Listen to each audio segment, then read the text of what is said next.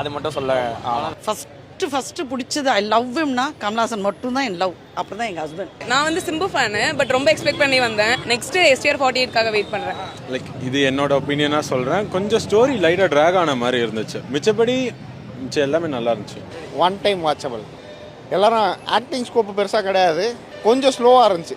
ஆனால் நான் சிம்பு கிட்ட லாஸ்ட்ல அப்படி எதிர்பார்க்கவே இல்லை. அது ஒரே ஒரு கஷ்டம் தான் எனக்கு. ஒரு ஆக்ஷன் லவருக்கு கம்ப்ளீட் பேக்கேஜ் தான் தக்லைஃப். இனிமே இங்க நான் தான் ரங்கராய சக்திவேல். இல்லை, ஆக்சுவலி கிட்டத்தட்ட பார்த்தீங்கன்னா எனக்கு சிம்புக்கெல்லாம் ஒரே ஏஜாக இருக்கும். நாங்கள்லாம் சின்ன வயசுலேருந்து சிம்புவை பார்த்து வளர்ந்தோம்.